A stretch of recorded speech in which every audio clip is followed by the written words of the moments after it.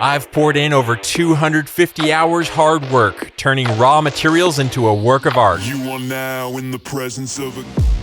Every strike of the hammer, every precise cut carries the weight of thousands of dollars, and the potential for loss looms ominously at every corner. So join me on this one-of-a-kind buoy I like to call Luminous.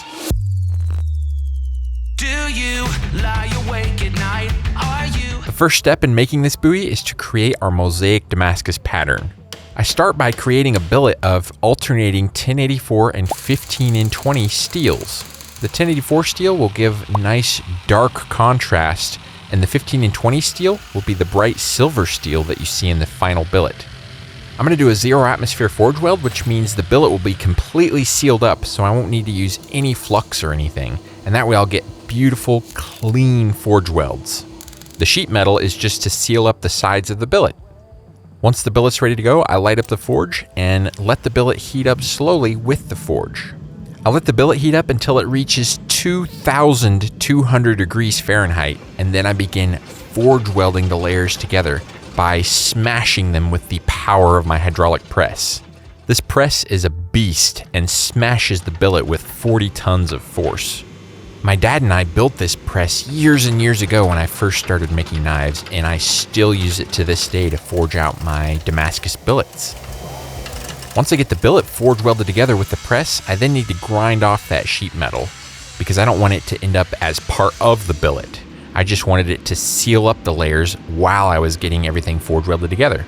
Now that the sheet metal's gone, I can continue drawing out the billet, and then I need to re-square the billet using the squaring dies. This will reorient the layers, and instead of the layers being straight, it'll start to curve the outside layers a lot. So later on, when we cut up this billet and restack it, all those little curved, distorted layers will come together and form W's in the billet. Damascus patterns that are based off of W's are characterized by having really flamey, fiery patterns on the inside of the billet.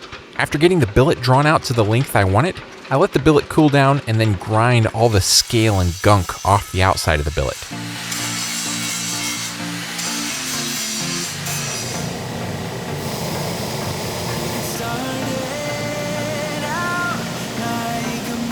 Next, I want to multiply the layers in the billet by 5.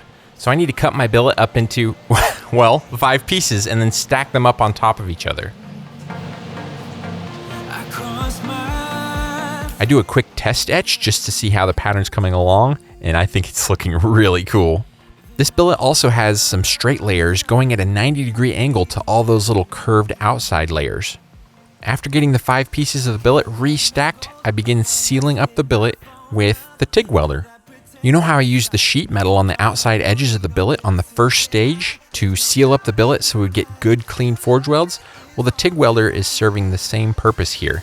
Since I only have a few seams, since there's only 5 pieces, that's why I go ahead and use the TIG welder now instead of messing with the sheet metal. Using sheet metal to seal the billet makes a lot of sense on the first stage because you have all those thin layers. But after that, it doesn't make so much sense anymore because you only have a couple of layers each forge welding session. Again, I heat up the billet until it's screaming hot and then forge weld everything together. This time, since I didn't use sheet metal and I only used the TIG welder with no filler rod, I don't need to grind or clean anything off the sides of the billet. Once it's forge welded together, I can keep drawing it out into a nice long bar. I also re-square the billet so the pattern will go across on a 45-degree angle.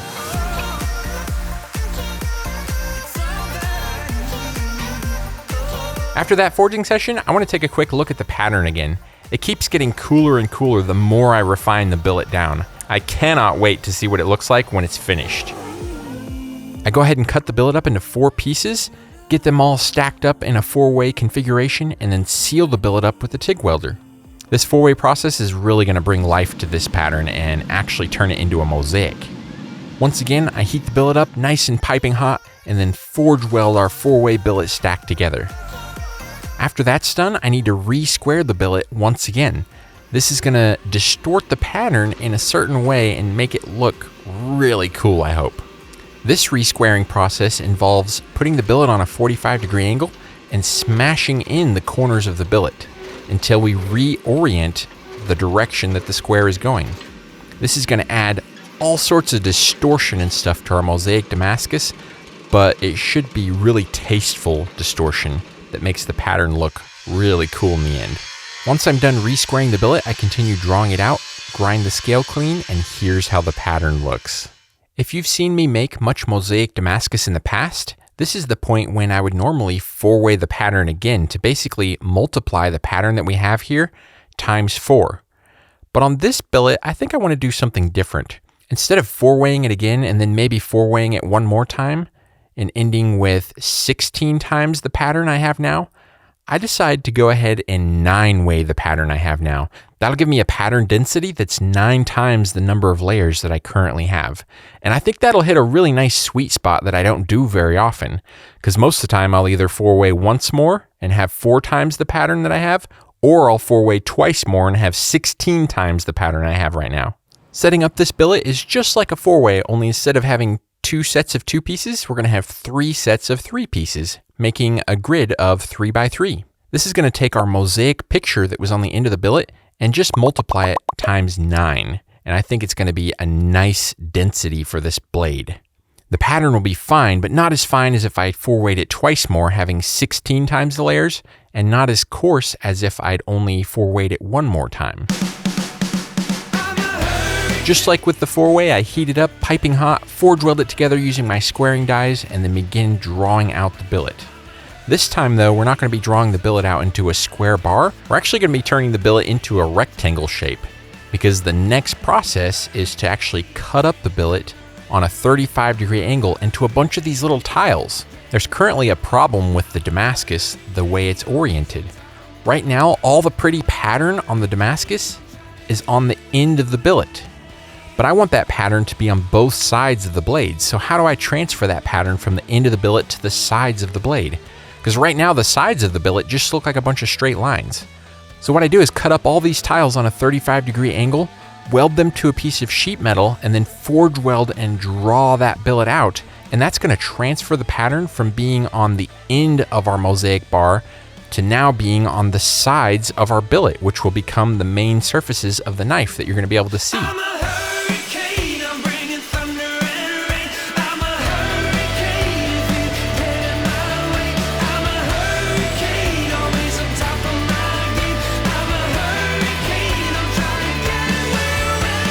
After forge welding the tile billet and drawing it out, I begin forging the tip shape of the blade.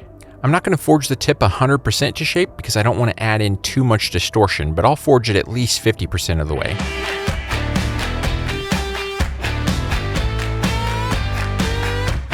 After finishing up the tip, I forge in the tang of the blade. This is going to be the part that goes through the inside of the handle. I'm designing this Luminous Bowie with a through tang design. So the tang will go all the way through the inside of the handle, and there'll actually be a pommel nut that threads onto the end of the tang and cinches the entire handle, all the fittings and the guard and everything tightly up against the blade.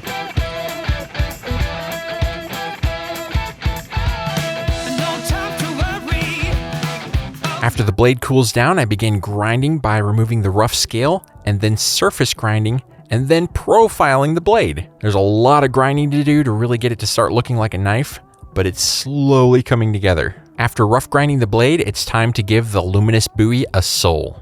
The soul of a Bowie that I'm referring to is the hardness in the blade. Right now, it's just a soft piece of mild steel with the potential to be hard and hold an edge. In order to bring out that potential though, we've got to heat the blade up to 1525 degrees and then quench it in some Parks 50 oil. This will harden the blade. In fact, it'll make the blade so hard that it could crack during the quench, or it could even crack while I'm letting the oven cool down before I've had a chance to temper it, just from the amount of hardness and stress in the blade. Once the blade's cooled in the oil, I take it out and wipe some of the excess oil off with an old shirt. Also, I just realized that I burnt a bunch of hair off my arm. Apparently, there was some flame from the tang of the blade sticking out of the oil, and that flame whooshed up enough to kind of burn a bunch of hairs off my arm. Next, I see if the blade got hard during the quench by running a file over the edge. The file should pretty much skate right off of it, and it does. It got nice and hard. After tempering the Bowie to get rid of a little bit of that hard brittleness and make the knife tougher, I then do a little bit more finish grinding and then a performance test. I chop through a 2x4 a couple of times, and then I want to see that the knife is still shaving sharp afterwards, and it passed the test with flying colors. Next up, I add in my maker's mark on the ricasso. I'm going to be etching in my maker's mark using a stencil and an electrochemical etcher. This is just a homemade setup with a variac controller and a bridge rectifier that changes the current from AC to DC, and then it just uses electricity to eat away at the metal underneath the stencil. There's also some electrolyte on the felt, which is wrapped around the electrode. This helps the electricity eat away at the metal underneath the stencil, etching away my maker's mark. I reach for the summit, calling for you. I close my eyes, can you feel it too? Don't wanna be alone when I got you. Escape with me, let me fall into you. Don't you feel like breaking free? Open your eyes, embrace what you see now. Don't you? Once I've etched in my maker's mark nice and deep, I add a little bit of brass black to darken up the name and then sand over the surface of it so we can see how the finished maker's mark looks. I'm happy with how my maker's mark came out. It etched in nice and deep and will definitely never get rubbed off this knife. I still have one more thing I need to grind on this blade, and that's the clip. So for this buoy, I set up a work rest on an angle, and then I can just hold my buoy blade up against that work rest and slowly grind my clip and keep a consistent angle from both sides since I'm using the work rest. I'm alive.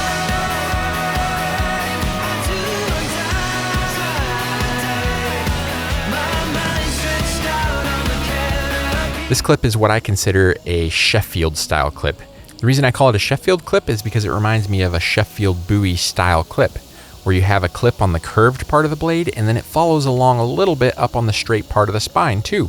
At this point, the blade is hand sanded to 320 grit, and that's as far as I'm going to take the blade until the rest of the handle is done. I don't like to finish out my blades too much before the handle is done because I like to be able to not worry about scratching up the blade or something as I'm working on the guard and fittings and handle. So I just take my blades up to this stage and then I stop, do the handle, get it completely finished, and then come back and finish out the blade. The first thing I need to work on for the handle area is actually the guard. So I'm going to use a piece of mild steel, heat it up with the torch, and bend the top and bottom portion of the guard.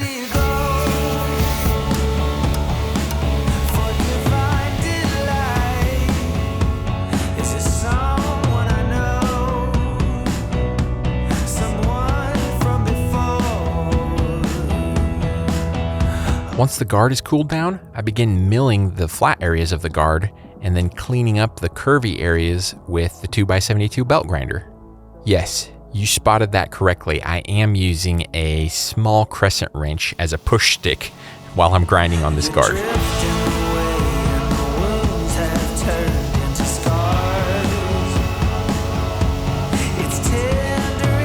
Once I'm happy that the profile of the guard is cleaned up enough, I can begin fitting the guard to the blade. The first step in fitting the guard is actually milling out a slot so the guard will fit up over the tang. I keep the slot in the guard slightly small though. That allows me to put the guard onto the knife, clamp it up tight, and then hammer the guard in place, making it so I get a beautiful tight guard fit and there's no gaps.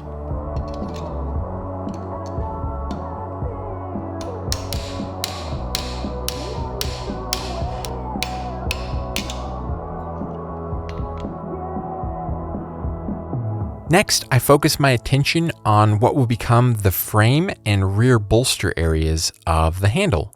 Instead of making separate frame pieces and rear bolsters and then pinning them together, I decide to make them all out of one integral piece and mill, grind, file, and cut away everything that doesn't look like a frame and bolster assembly. I start with a thick piece of mild steel, approximately an inch thick or so, and then begin milling away all the excess material where the handle scales will end up living. Once all that's done, I can focus on the profile of the frame and bolster assembly.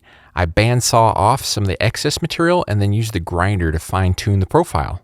I'm getting very excited about this buoy. Things are really starting to shape up and come together. I just wanna be someone who matters. A free-falling vagabond. Come on, feel my heart beating faster.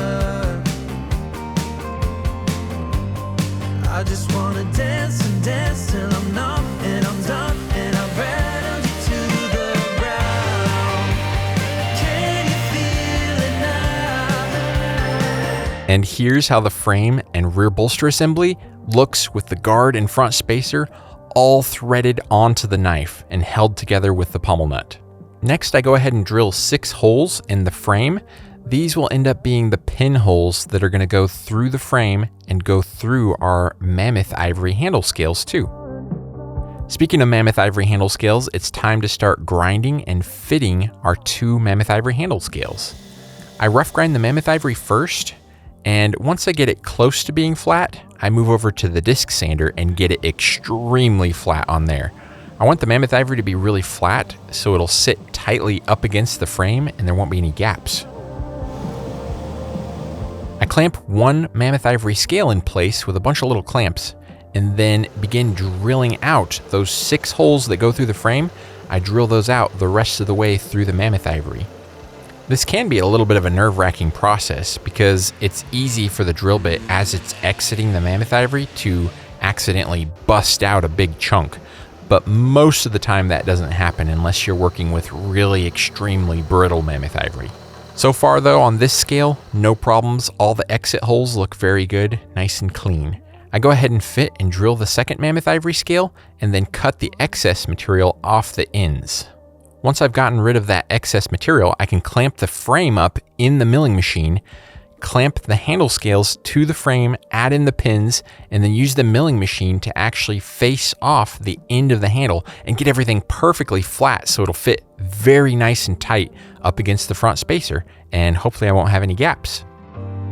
Not just one in a million stars. I just wanna dance, dance. It's time for the first test fit up after adding the mammoth ivory scales. Let's see if everything's nice and flat, if everything matches up. I think it fits wonderfully. So this is how we end up. Here's a quick look at the finished handle and the dog bone buoy style pins that I want to make on this handle. So let's make some of these washers out of mild steel.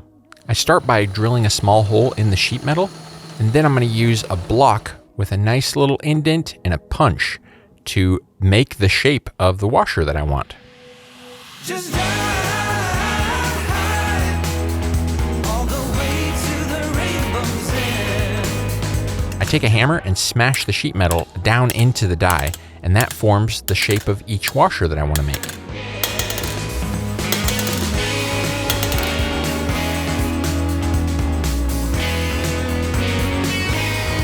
I run a drill bit back through the washer to clean out the hole and enlarge it a little bit, and then I can use the bandsaw to cut out the washer from the sheet metal.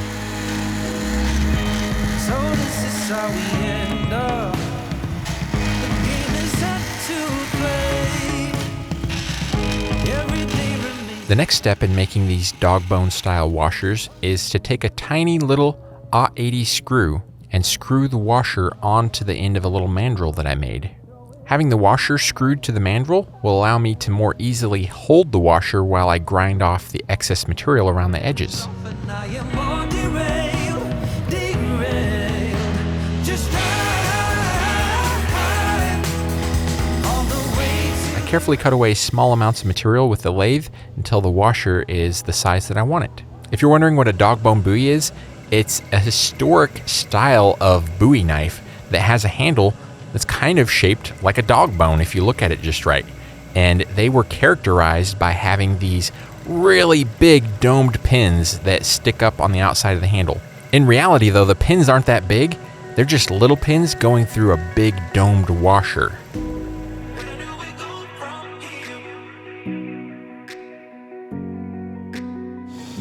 Next, I can chuck the mandrel and the washer up in a drill and clean up the surface of the washer with a Scotch-Brite wheel and then a buffing wheel.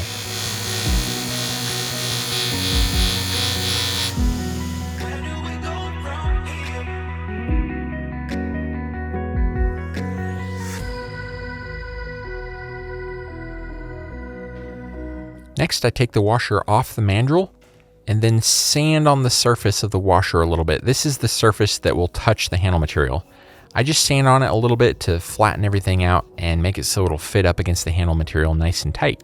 We still have a little tiny area we need to clean up on the surface of the washer though. That's the area that was kind of covered up by the screw. So in order to do that, I put it on the handle, put a little pin through there until it's just sticking out flush, and then use the Scotch-Brite wheel and a buffing wheel to clean up that little area that the A80 screw was covering up.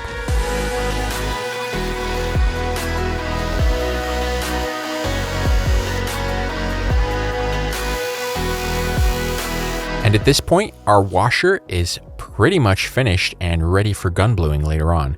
Oh yeah, did I mention we need 12 of these washers too? There's 6 pins in the handle and each pin needs 2 washers, one on each side of the handle. Now that the washers are done, I'm going to focus on carving in the quilted pattern carving I'm adding to each handle scale. I start with a good layout and then I use a combination of checkering tools and files to start cutting in the grooves. There's a heavy load upon my back. No way to throw it off.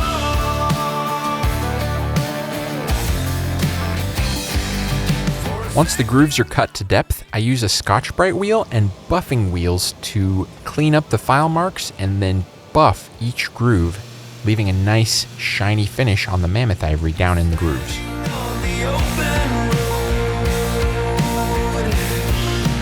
always with a heavy load.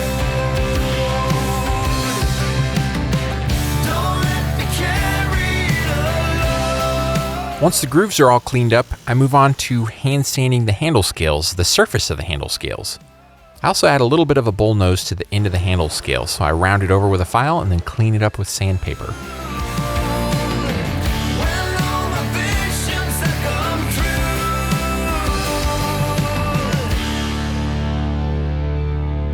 true. Once I get the handle scales hand sanded to 3000 grit, I do a little bit of light buffing, and here are the finished handle scales.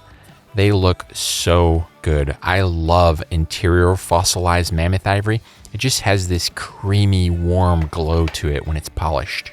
Next on the chopping block of items to do on this knife is the engraving or the silver dot inlays. So I start by adding a good layout to the rear bolster areas on the integral bolster frame. I want these inlays to resemble clamshell style file work that I've done on tons of knives in the past. Only instead of cutting in clamshell scalloped grooves, we're going to be adding in a bunch of inlaid dots that will kind of resemble but be completely different than what I've done in the past. I also want each one of these dots to be progressively larger and larger as they radiate out from the center. There is nothing we can do. Stop this plague from breaking. At this point, the layout's starting to look kind of like a spider web, but I think it's going to work really well. I use a super high-speed dental burr with different size carbide burrs on the end to cut each one of the different progressively larger sized holes that I need. This thing spins crazy fast too. I don't know if you're used to a Dremel tool or not, but a Dremel tool turns at like 35,000 RPM. Well, this high-speed dental burr is turning at over 300,000 RPM. I try my best to stay right on the layout. It can be a little tricky sometimes because the carbide burr will start to pull or drag in a certain direction, but it's not too bad. I focus on one row of holes radiating out from the center, and then I switch up to the next size carbide burr and do the next row. I keep repeating that process until I get to the edge of the bolster with the largest holes.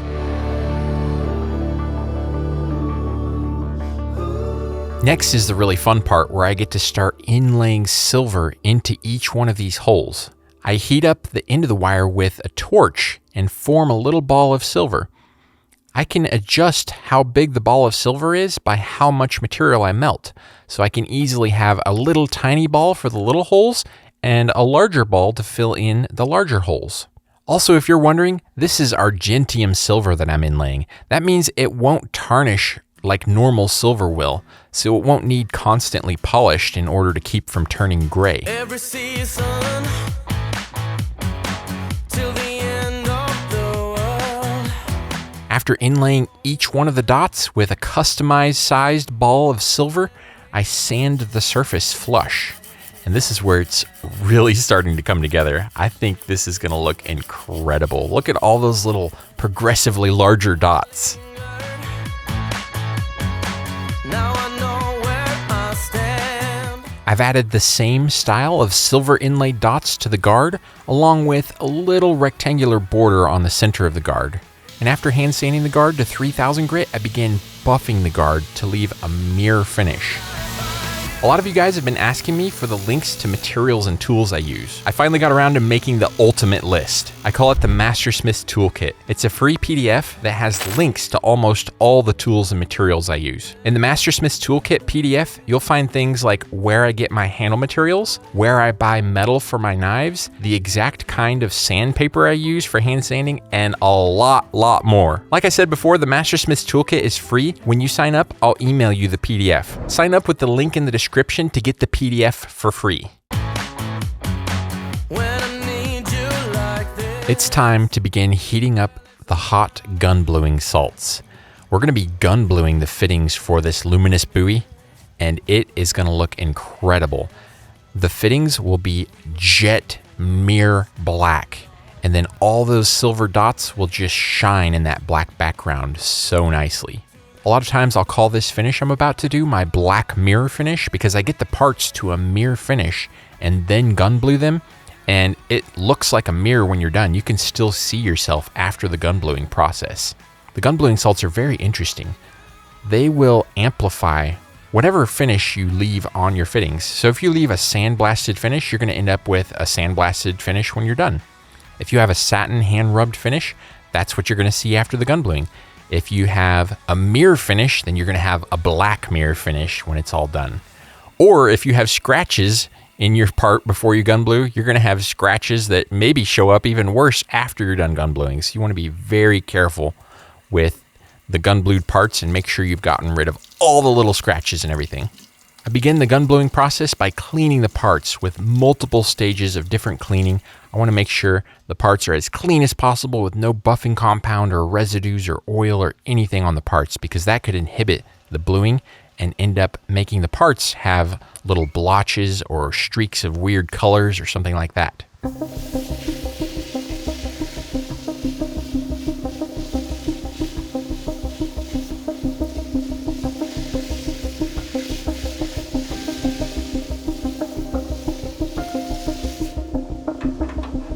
Once each part is clean, I submerge them in the bluing salt solution, which is heated up to about 290 degrees Fahrenheit.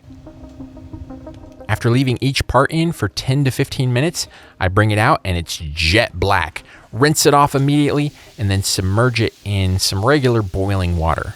The boiling water is to get rid of any of the bluing salts that might be on the inside of the part and the different grooves and cracks and crevices. You don't want any of that gun bluing salt left on the parts because it could start to creep and grow out of your part. It might be days later, it might be weeks or even years later, but eventually it could creep its way out and you'd have this nasty, rusty looking stuff coming between your handle scale and the part, and we definitely don't want that.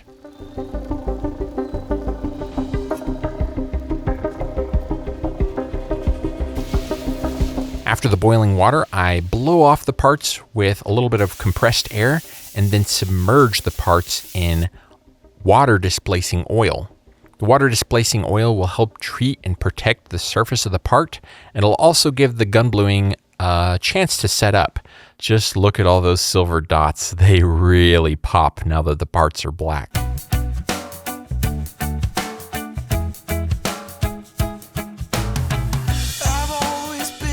Remember earlier when I said I was going to stop on the blade for now? We're going to do the handle and come back to the blade? Well, now it's time to come back to the blade.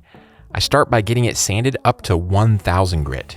Then I get it nice and clean with some Dawn dish soap and a sponge and submerge it in a bath of ferric chloride and water to reveal the Mosaic Damascus pattern. After a couple of minutes in the ferric chloride, here's how the pattern's looking. I think it's going to be incredible on this Bowie. I go ahead and neutralize the ferric chloride so it doesn't continue eating away at the steel, and then sand off all those black oxides all over the blade. Clean the blade off and put it back in the ferric chloride solution for another etch. I'm going to do this multiple times to build up a deeper and deeper etch. The ferric chloride right now is eating away at the 1084 steel, and it's not really touching the 15 and 20 steel in the pattern. That's what's creating this contrast and the ability to see the difference between the two steels. The 15 and 20 has some nickel in it, so it resists the ferric chloride, whereas the 1084 doesn't have anything to really resist the ferric chloride. After getting the etch to the proper depth, I want to make the pattern look really good by giving the 1084 a super dark treatment to make the contrast extremely high. The way I achieve this is by submerging the blade in a super highly concentrated bath of instant coffee and water. I leave the blade in for a few hours or even overnight sometimes, and that turns all the 1084 a nice jet black. It pretty much leaves the 15 and 20 alone besides turning it a little bit yellow. That's not a big deal because I can polish that yellow finish off with a sunshine cloth, leaving nice black and silver high contrast Mosaic Damascus. Look at how the Damascus came out. I could not be more pleased with this mosaic. It's very tight and very even, and I think it's the perfect pattern for this Luminous Bowie. The handle is pretty much done, but nothing's assembled yet. We have to do the final assembly between the frame, the pins, and the mammoth ivory. I start by cleaning each one of our 12 little domed washers that were gun blued and left in the water displacing oil. Even though we only need 10, I did make 14 of these. Hopefully 2 extras will be enough to allow me to drop one, for one to disappear, to scratch one, to bang into one accidentally. Tell me what you're going through. Won't you tell me all the things that you do? I go ahead and assemble the mammoth ivory scales and then wrap everything up with a bunch of layers of masking tape.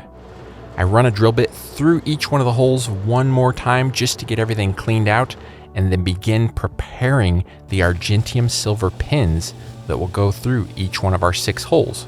The argentium silver pins are slightly larger than each one of the holes through my handle, so I use a Scotch-Brite wheel to shave the tiniest amount of material off the pins until they'll fit into the holes. After inserting a pin through the handle, I bend the ends of the pins until they're at a 90-degree angle to the sides of the handle material. The handle material has a lot of curve to it. That's why I have to bend the ends of the pins a little bit so they'll be nice and square to the curvature of the handle material. If I don't bend the ends of these pins, the little washers I'm about to add to the pins won't sit flat up against the handle material. I carefully add 2 of our domed little washers. I have to be extremely careful here. The handle material is finished. The washers are finished. The frame is finished. Everything's finished. I don't want to drop or scuff or bang into anything as I finish up this handle. If I accidentally scrape something and ruin the finish, it could take me hours to go backwards and re-gun blue or re-polish and rebuff things. After snipping off the excess silver on each end of the pin, I round the end of the pin using a small cup burr.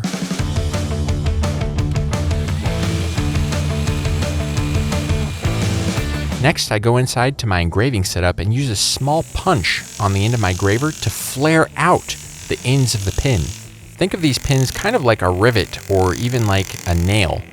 I'm basically smashing a small head or rivet to the ends of the pin, which mechanically holds the washers in place. Once I'm done forming both ends of the pin, I need to clean up the ends. So I use a combination of Scotch-Brite wheels and buffing wheels to polish the ends of the pin and shape it down until it's very, very close to the gun-blued washer. The pin will stick up above the washer ever so slightly, but only by a couple thousandths of an inch, almost not even enough to feel. What I'm going for here is for those washers to be jet black with the gun-blued finish, and then to have a nice, tiny silver pin in the middle of each one of the washers. I think the contrast between the black washers and the silver pin will look really nice. After finishing up that pin and adding in the other 5, here are the gun-blued washered, dogbone buoy styled argentium silver pins. I think they came out incredible, and they look almost exactly how I envisioned them. At this point, the handle's virtually done. The blade is pretty much done, but there's one more thing I need to do to it before we assemble it to the handle, and that is to get it hair popping razor sharp. It's not a knife unless it can cut. Once it's nice and sharp, I begin assembling the knife by hammering the guard in place, getting that front spacer on there, and then assembling the entire handle assembly. There's some lineup pins in the front spacer, making it so it snaps into place with the rest of the handle assembly.